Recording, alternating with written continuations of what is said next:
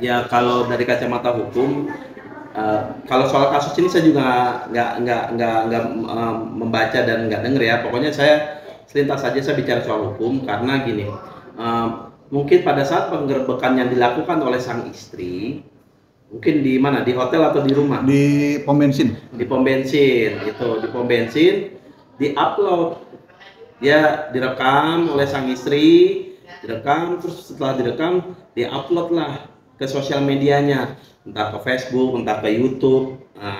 Nah setelah di upload, nah mungkin yang melapor dari pihak suami atau pihak perempuan yang diduga berselingkuh dengan suaminya, itu mungkin yang melapor. Makanya kenapa istrinya bisa ditahan gitu, dijadikan tersangka, mungkin kayak gitu ya. Jadi kita melihat gini, kalau seseorang ingin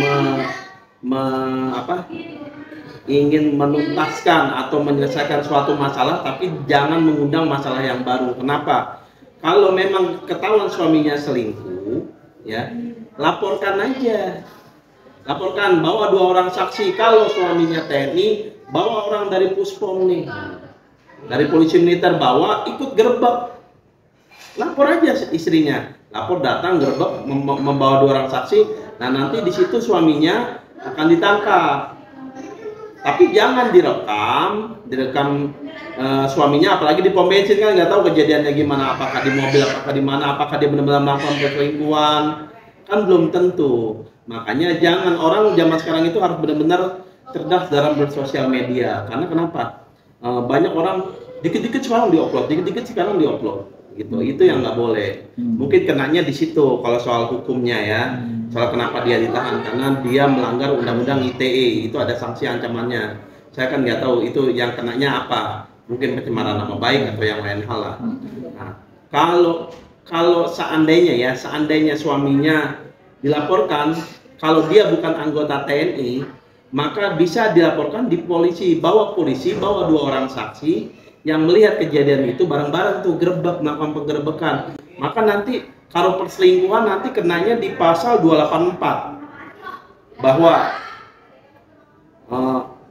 perselingkuhan tersebut haruslah mengarah, itu pun harus ada persetubuhan atau berzina.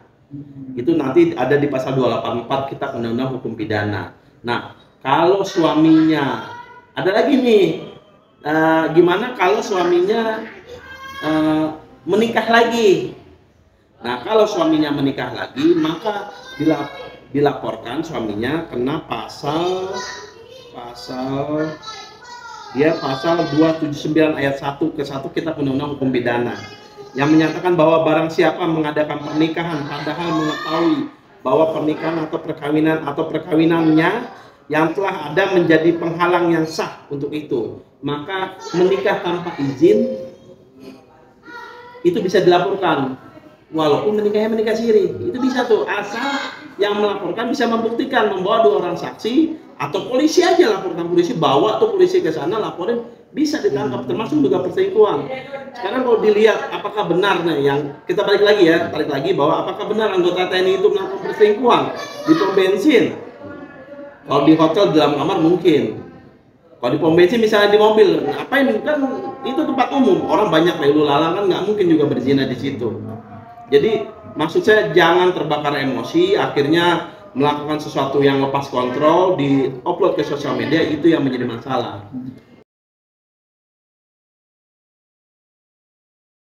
Turut di penjara. Sebenarnya begini, anak yang masih menyusui itu sebenarnya boleh nggak ikut ibunya, tapi karena kalau tidak mengikut ibunya, tidak menyusui, maka bisa melanggar HAM juga ini, bahwa anak itu harus disusui.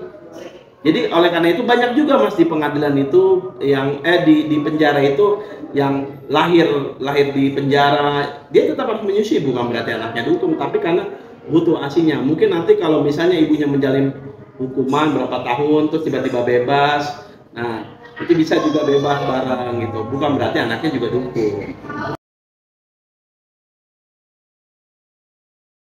Ya, untuk TNI dan Polri itu lebih ketat daripada orang biasa yang sipil ya. Dia lebih ketat. Dia baru diduga aja langsung tuh dilakukan pemeriksaan.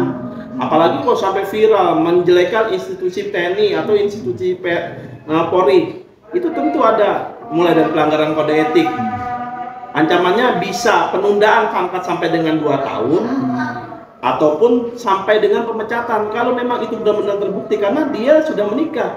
Jadi kalau dalam kepolisian ataupun TNI itu nggak boleh tuh nikah lagi, apalagi itu kan sama aja karena di sipil diaturnya dalam kitab undang-undang hukum pidana pasal 287 tadi ya, 28 berapa?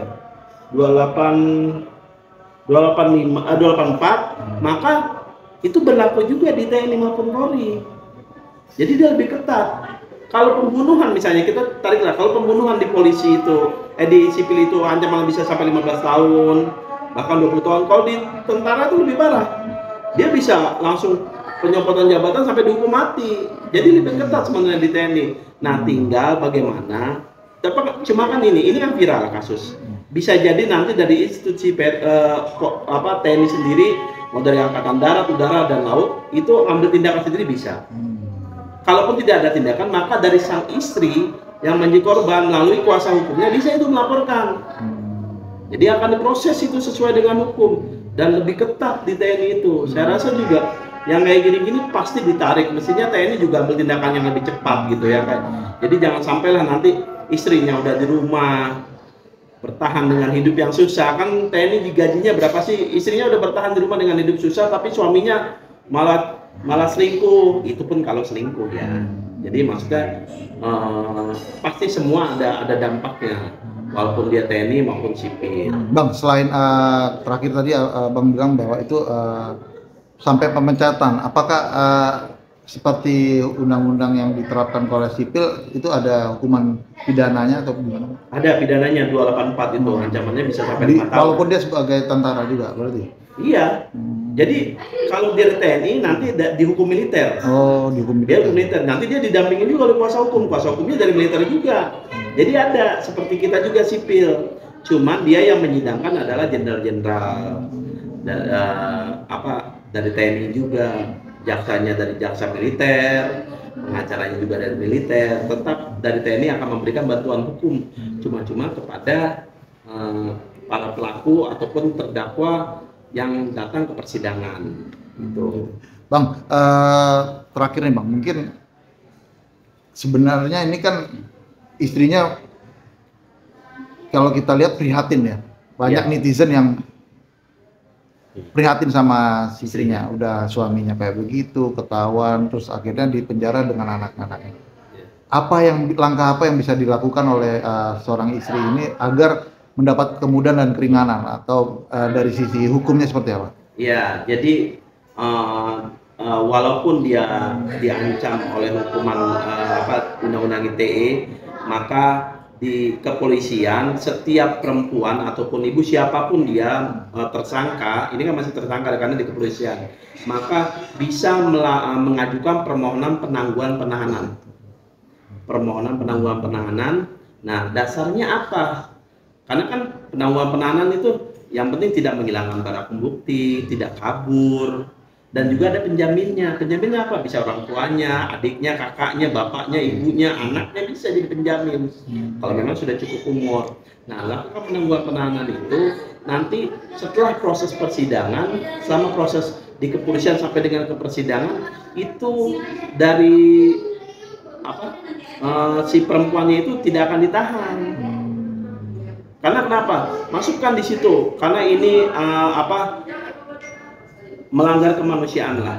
Karena ibu sedang menyusui, kasusnya juga kasus undang-undang ITE. Jadi gini, kebanyakan yang penting si perempuan ini pada saat dia nanti di pengadilan dia bisa membuktikan bahwa perselingkuhan itu memang benar-benar ada.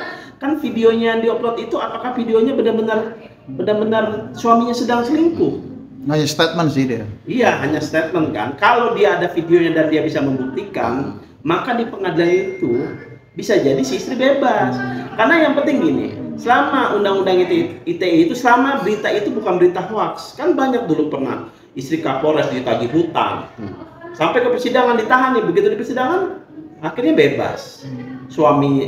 Kapolresnya suaminya di apa cabut pangkatnya, dilepaskan, dan si istri pelaku dinyatakan bebas, dan itu bisa melakukan penuntutan balik. Misalnya melalui perdata juga bisa, perbuatan melawan hukum, laporkan lagi, jadi bisa. Ya. Di zaman sekarang ini bagusnya sosial media tuh udah diterima orang semua.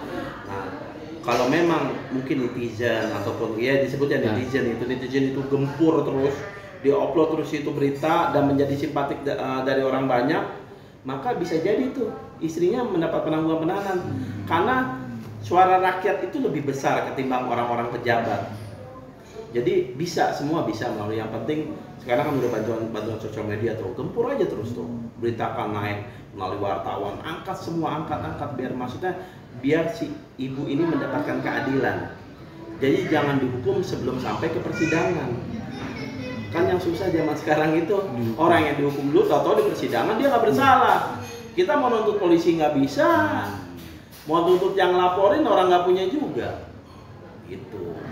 Jadi itulah yang memang yang mesti diperbaiki. Mestinya undang-undang ITE itu bukan dipakai buat hal-hal seperti ini. Orang semaunya lapor sana, ada kejadian dikit orang kamera, bukan. Mestinya memang undang-undang ITE ini diperbaiki lagi. Pada saat pembuatannya sebelum dikodifikasikan, maka harus diajak tuh semua ahli-ahli hukum, mulai dari hukum tata negara, hukum perdata, pidana, semua dari pengacara, hakim, jaksa, duduk bareng yang pinter-pinter, rumuskan tuh undang-undang. Jadi bukan kepentingan seseorang. Kalau kayak gini kan ya tadi giliran yang pejabat bisa bebas, malah nggak dihukum. Giliran anak pejabat ketangkep narkoba bisa bebas, orang biasa ketangkep narkoba gimana? Tetap ngejalanin 4 tahun 5 tahun. Makanya itu yang perlu diperbaiki. Sebenarnya media maupun sosial media itu bagus untuk kebenaran. Yang penting sifatnya bukan membela salah satu pihak, tapi munculkanlah kebenaran biar setiap orang mendapatkan keadilan. Itu aja sih.